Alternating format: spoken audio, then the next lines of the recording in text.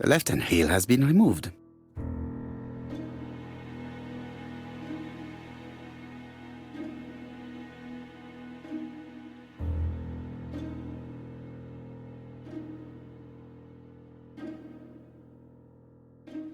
The right-hand heel has been removed.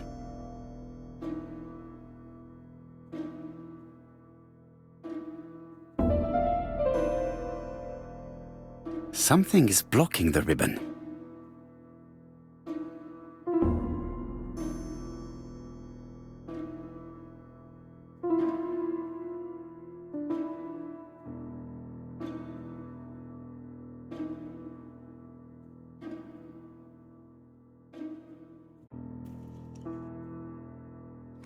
And here is the ribbon. Let us see if it was indeed used to write the letters sent by ABC. I only need the ink ribbon for my inquiry. I will let Jack clean the keyboard if he wishes.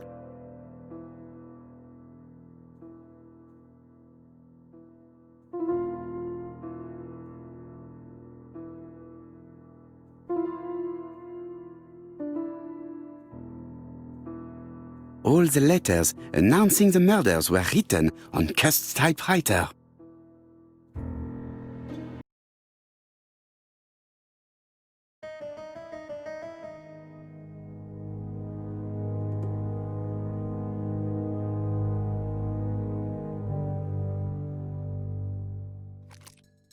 This knife is very useful. Who knows, maybe it never cut anything other than string. Stockings. Stockings.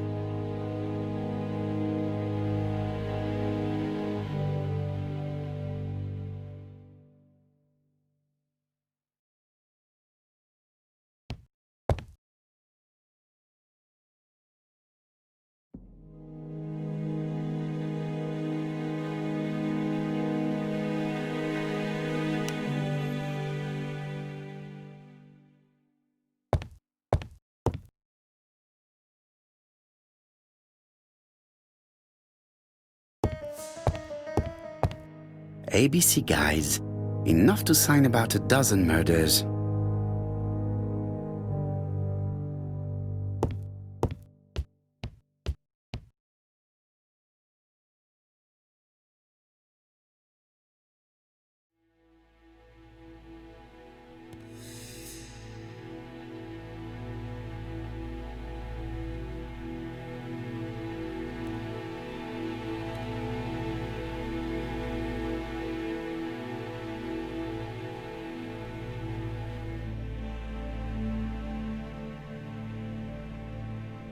I've finished with this subject.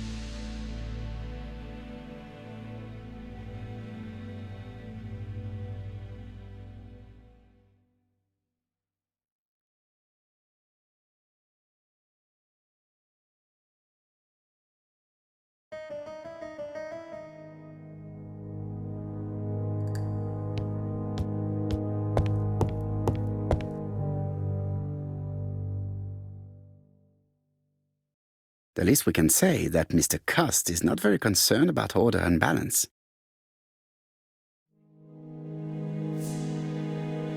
It is now the right time.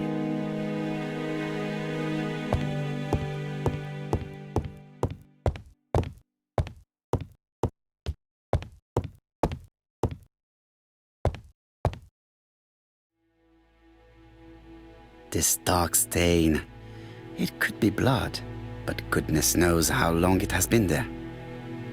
Let us now try and get our brain cells to work.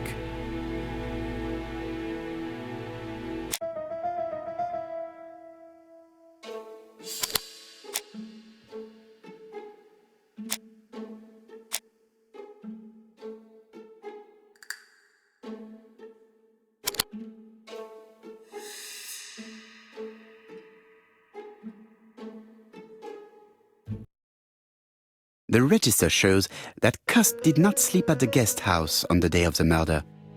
Where was he? Bexhill. The Bexhill paper reveals it. Cust bought this newspaper in Bexhill on July the 25th. No use continuing the inspection of this room. I've seen all there is to see.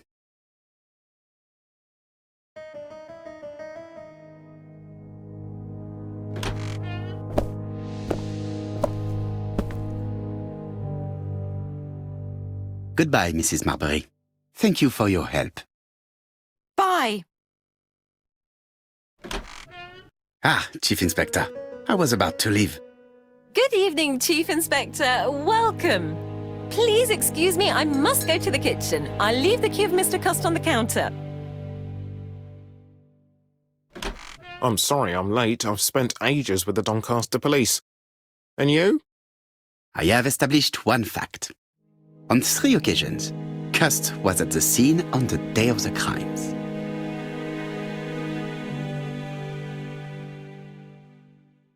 I had best talk to Jap.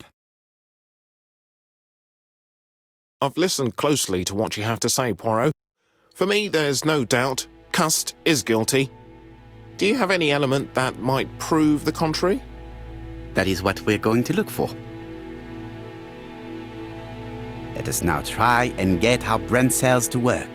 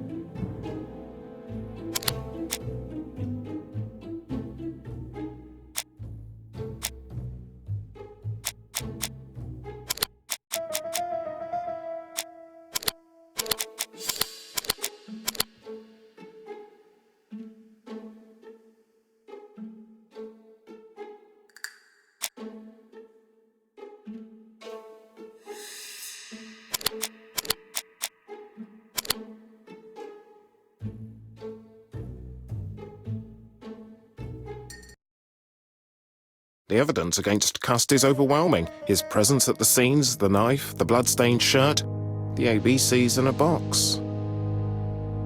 C'est vrai. However, the blood Mrs. Marbury saw on Cust's shirt may have been his own. According to his medical records, he suffers from hemoptysis. The murderer cut Sir Carmichael's throat from behind, and the blood spurted outwards. You would expect the murderer's shirt to be stained on the sleeves, not on the buttonholes, yet we see quite the opposite. You would expect the murderer to keep the newspaper articles about his crimes. But Cust's collection starts in Shuston, as if it discovered the case rather late. I agree it's troubling, but it doesn't change my mind. There's small details that we should be able to clear up by questioning Cust. When can we talk to him? Doncaster is sending him to us on the first train. Are they questioning him already? He says he can't remember a thing. It's plausible. Doctors say he suffers from absences and amnesia. Mrs. Marbury has confirmed this. He may have done the murders in an altered state. A familiar situation. It's not enough to clear his name. Dr. Thompson insisted that even if you don't know what you're doing, you never commit a murder without wanting to. Très intéressant. I shall remember that. Right. I'll go and examine the suspect's room. Chief Inspector, I took the liberty of removing a few clues to examinatum. All right, we'll discuss them tomorrow. In the meantime, I'm going to see if you've missed something.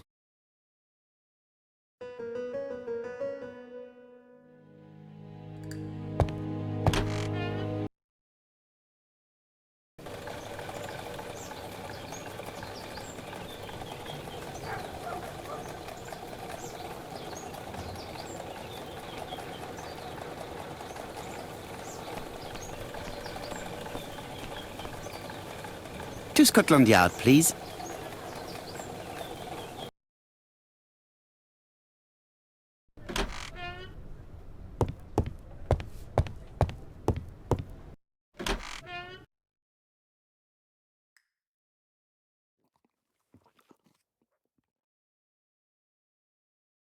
This man is not in good shape.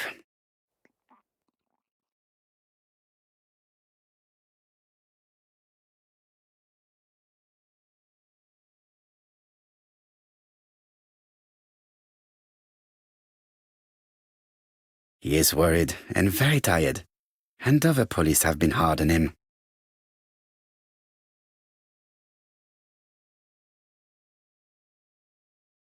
I am not going to leave before having finished questioning him. What do you want from me?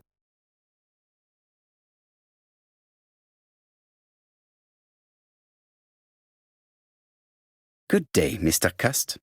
I am Hercule Poirot. Ah, you're the detective.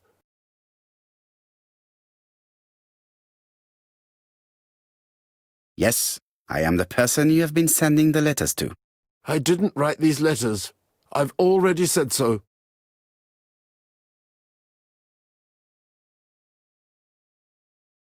Maybe you forgot that you wrote these letters. Yes, it's true. Sometimes I forget.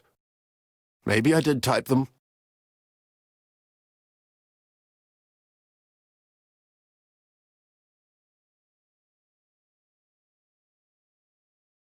I do not believe that you are capable of murder, Mr. Cust. I hope not.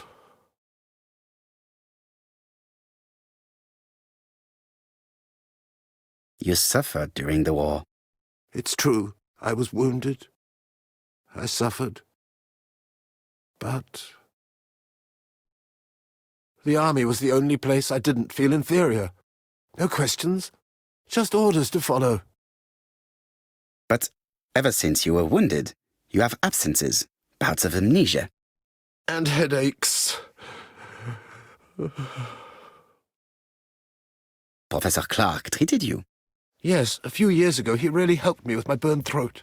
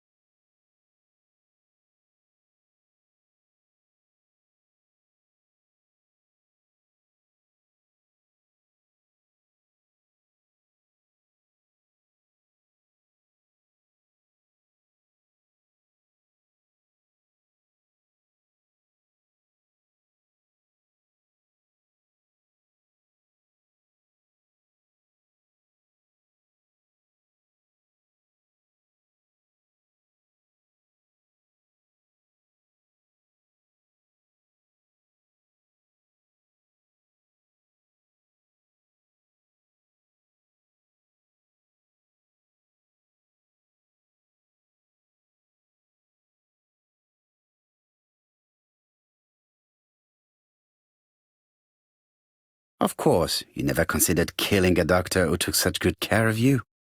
No, no, never.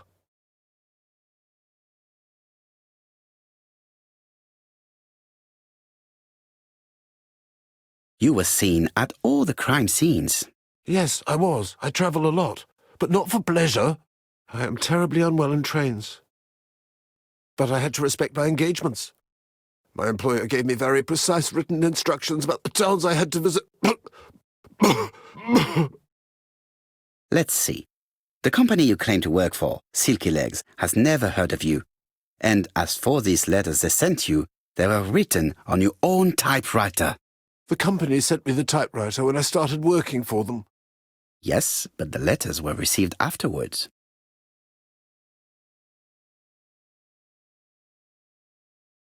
So it would appear that you typed them before sending them to yourself.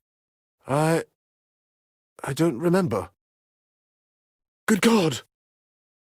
I don't know what's happening to me. My head hurts terribly.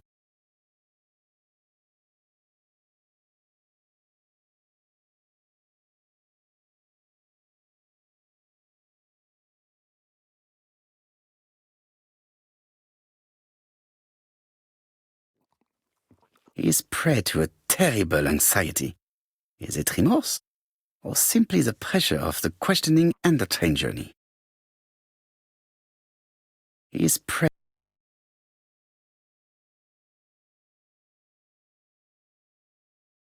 Laudanum, a medicine for coughs.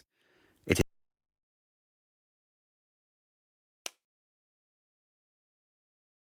I know this medicine. It is a powerful sedative.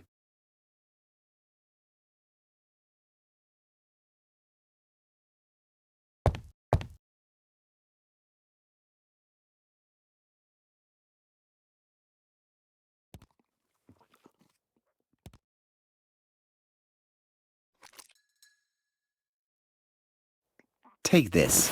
It will help you.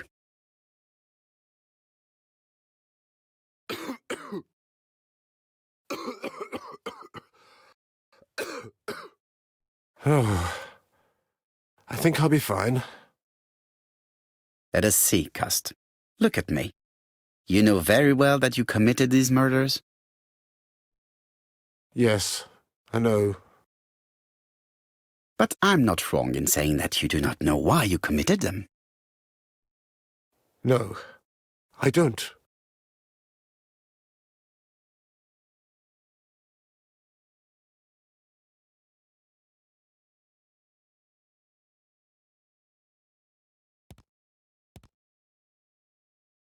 Let us leave Cust alone. He's at the end of his tether. And what conclusions have you drawn? Plenty. It might help us to understand him a little better. Let us now try and get our brain cells to work.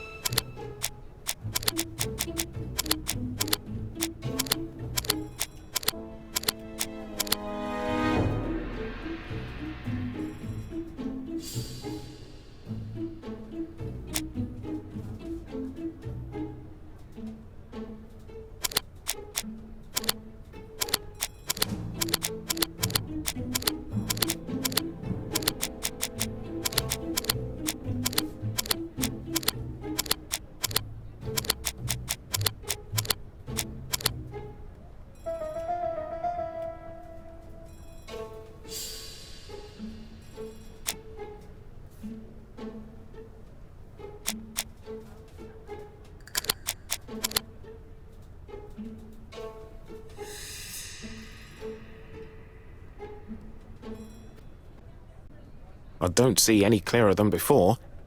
This is worse. There is one point to highlight. C'est curieux. Cust admits that he killed, but he does not know why. What did Dr. Thompson say? Even if Cust killed while in an altered state, it still must have been his deepest desire. He must have had a motive. Let's keep it simple. Never mind his motive. He confessed. But you see, he can confess to anything and everything.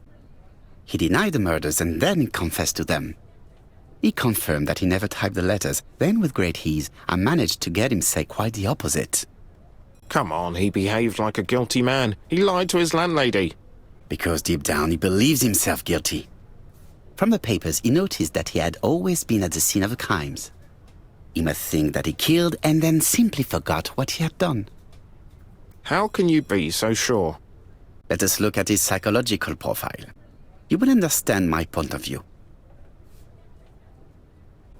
Let us now try and get our brain cells to work.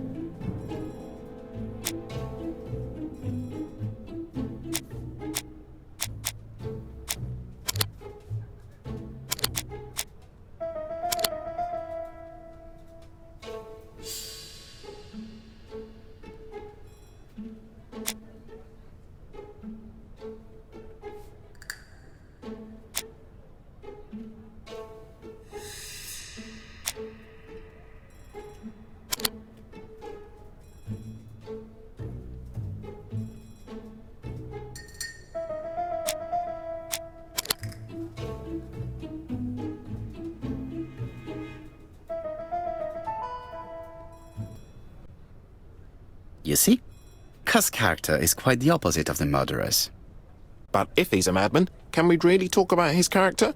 You know very well that our murderer does not behave like a psychopath. Apart from the signature, there is no ritual or repetition in the choice of victims. Very well, you're right as always. So we have no confession, no culprit, no suspects, nothing. And all that after 2 months of inquiry? What should I do? Have faith. Just give me 24 hours.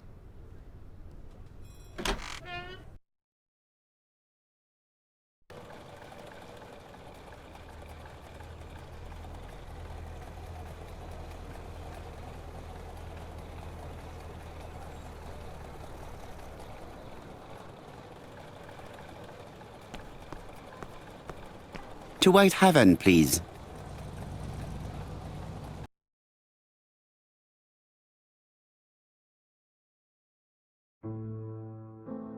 Cust's arrest is a great success for you, Poirot.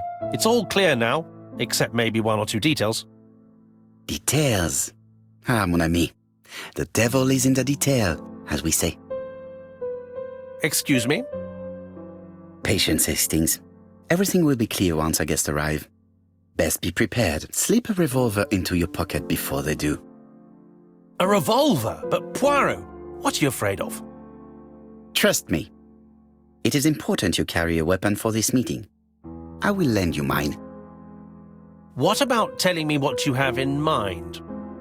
Surtout pas. You wouldn't be able to play your role. Wait 1 moment, I will bring you my weapon.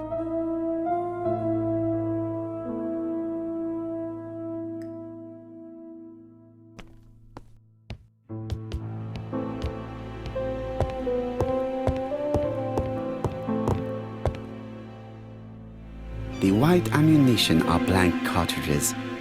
The others are real bullets.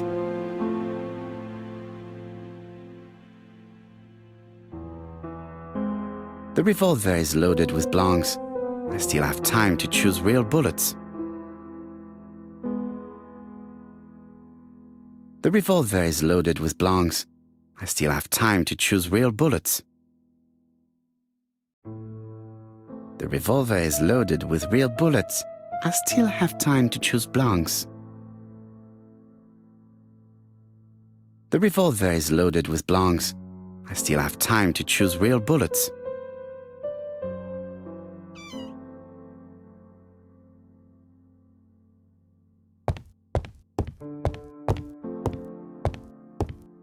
What about telling me what you have in mind? Surtout pas. You wouldn't be able to play your role. Wait one moment, I will bring you my weapon.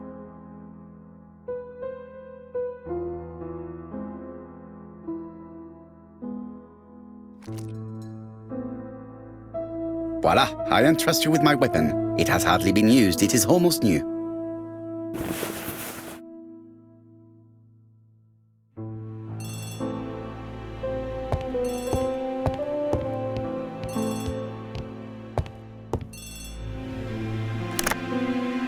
Chief Inspector, is that you? Yes. Sorry, but we haven't found anything. Have you checked the typewriter? And the packaging, the letter, and the ribbon reel. We've only found prints left by Cust and his landlady. Well, never mind, I shall make do. So, are you still going to hold your meeting? Of course, Chief Inspector. I can hear my guest coming up the stairs. Why have you brought us here, Mr. Poirot? Since Cust's arrest, I thought it was all done and dusted. Miss Gray formally identified him, as well as Miss Barnard. Yes, and the stockings he saw drove the same brand as the ones found at my aunt's. This is all true. However, a case is not closed if some questions remain open. And one question is, why did the murderer send me his letters? Why did he challenge me, Hercule Poirot? Perhaps he wanted to play with you, to taunt you. Xenophobia? Maybe he didn't like you because you're foreign. I may be wrong, but maybe by provoking you, he was looking for glory? All these theories should be studied. Let us now try and get our brain cells to work.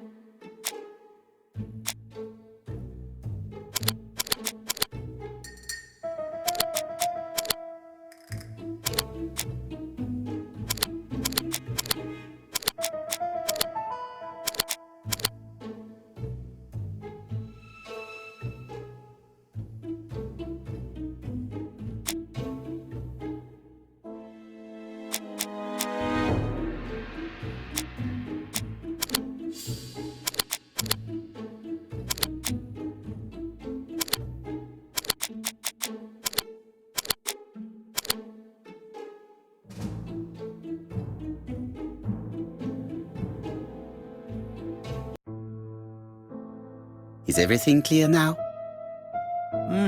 You might like to explain your reasoning again. Of course. First of all, remember that the murderer made it a rule to always post his letter before the murder. He never digressed from that rule. However, in Churston, he encountered a problem. The village has only 500 inhabitants. With advance warning, it would be easy to arrest him. Therefore, the murderer delayed his letters deliberately with the wrong address. The plan wouldn't have worked if he'd sent it to Scotland Yard or the papers because everybody knows their addresses. The mistake would have been corrected and the letter would have been on time. That is why the murderer chose me as the recipient. Because for his plan to succeed, it was necessary for at least one of the letters to have a wrong address and get lost. It was very cunning. Absolument. It is a very subtle plan. It matches the profile we have drawn up of him perfectly. That of an intelligent, daring and calculating murderer. But that's not how you describe Cust. You are quite right, mademoiselle. Like you, I find it hard to believe that this dull character is the clever murderer we are looking for. Do madmen... I mean, if he's mad, he might have two very different sides. No doubt. But the murderer is not mad. All the specialists agree that he does not have the profile of a psychopath. But if Cust is not guilty, how do you explain his presence at the scene of the crimes? Mr. Clark, the answer to your question is in the medical records of your brother's patients. Documents which Cust most certainly did not have access to. Let us now try and get our brain cells to work.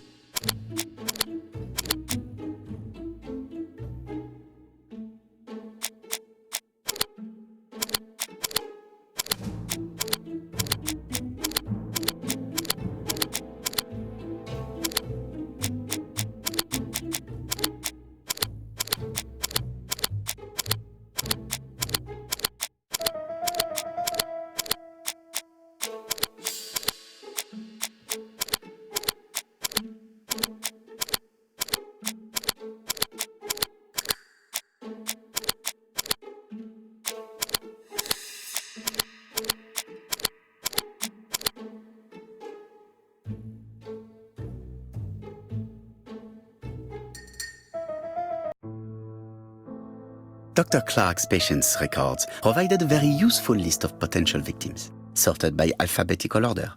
The killer definitely used it, explaining the fact that all the victims were former patients of the doctor. It is this fact that clears Cust once and for all, because he never had access to these records. So how did he happen to be at the scene of the crimes? Either the murderer sent him there, or Cust was following him closely. Cust's highly suggestible nature leads us to the second hypothesis. The murderer was manipulating him. He systematically sent Cust to the towns where he was going to strike, so that the suspicion would land on the poor man's shoulder. That's evil. What sort of killer could have such a plan? And what would he gain from 3 completely different murders? Indeed, it seems unlikely that the same murderer committed all the crimes. What should we take from that?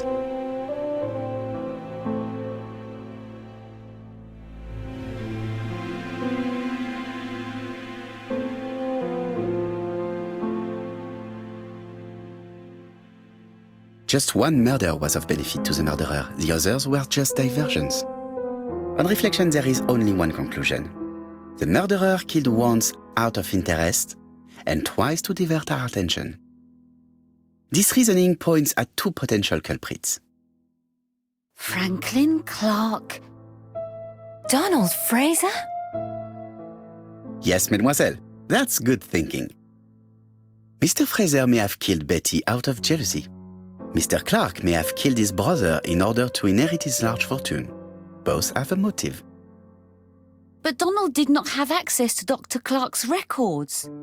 Please allow me to disagree with you, mademoiselle.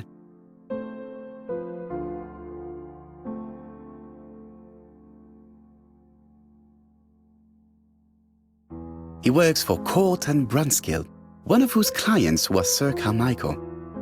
It doesn't prove that I went to Comeside. You could have done it, and you may have used the opportunity to take a look at Sir Carmichael's records. You think I'm guilty? You or Mr. Franklin Clark? That's ridiculous. Both of you have a motive. The question is, which of you has the profile that most resembles the murderer? Let us now try and get our brain cells to work.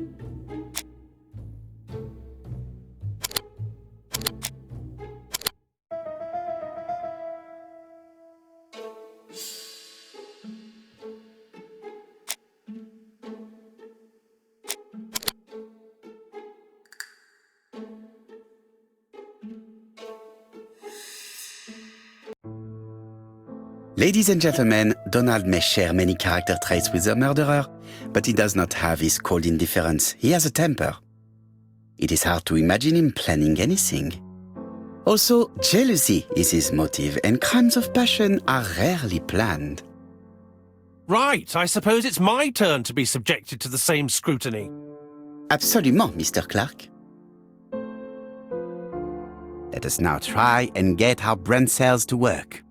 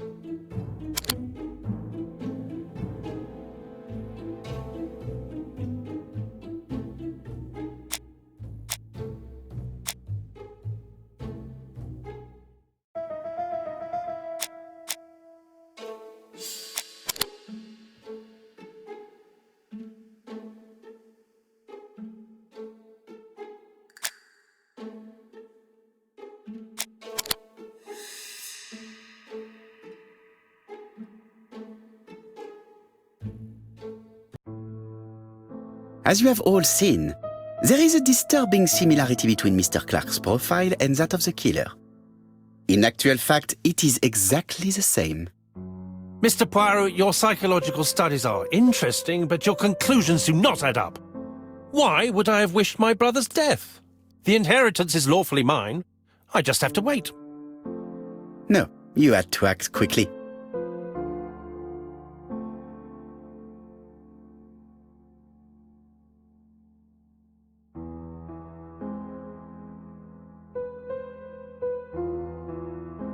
Because you are incapable of waiting. Really? Well, I am no murderer. You presented him as being a cold and patient schemer. Certes, normalement. But Lady Clark's imminent death precipitated events. Mademoiselle, although you haven't been telling the truth, there is no doubt in my mind that you would have found a way to marry Sir Carmichael after Lady Clark's death. For you, Mr. Clark, it was a disaster. If Miss Grey had children by your brother, you would not have inherited a thing. You realized the danger after reading several letters from Comside, especially one in which your brother opened his heart to you. So you hurried home from China, and you took action. In truth, Cust was no more than a puppet manipulated by the real culprit. You, Mr. Clark. Such an imagination, Mr. Poirot. In fact, nobody manipulated Cust. The famous instructions he received by post. He wrote them on the typewriter. We know that for sure. Oh no, you know perfectly well. That is not true. Eh bien voilà, light has now been shed on the ABC murders. Your theories are ingenious, but you haven't any proof. One point to him. For the moment, I have no material proof. Either I admit to it, or I bluff.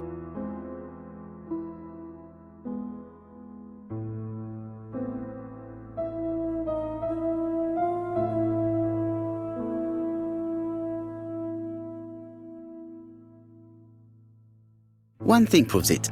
The prints you left on Cust's typewriter. Enough.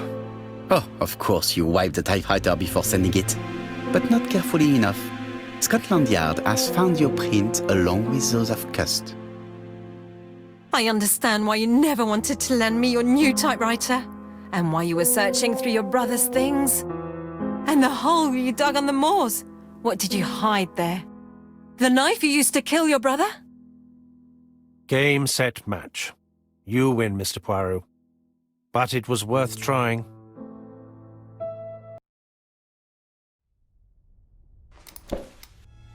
Don't come near me! I'll never let you take me, Mr. Poirot!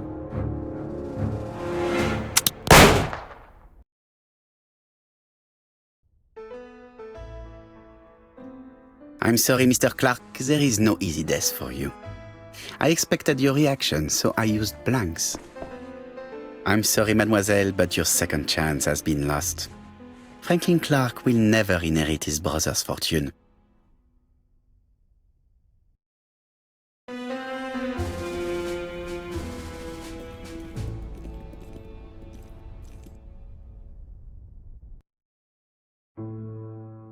Disappointed at having missed the chance to become Lady Clark, Thora Grey left England.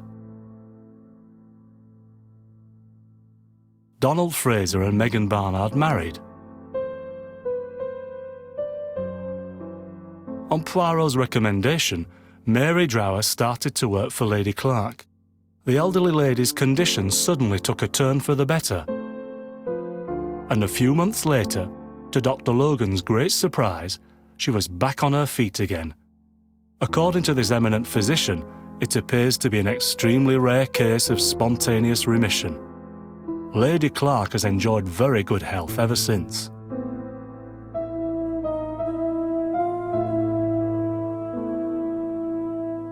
Journal of an Innocent, the incredible story of ABC. As for A.B. Cust, after being advised by Poirot, he made a great deal of money by selling his story to the press. And as for me, and with business booming, the Black Swan has become the #1 tourist attraction in the whole of Yorkshire, even more popular than York Minster.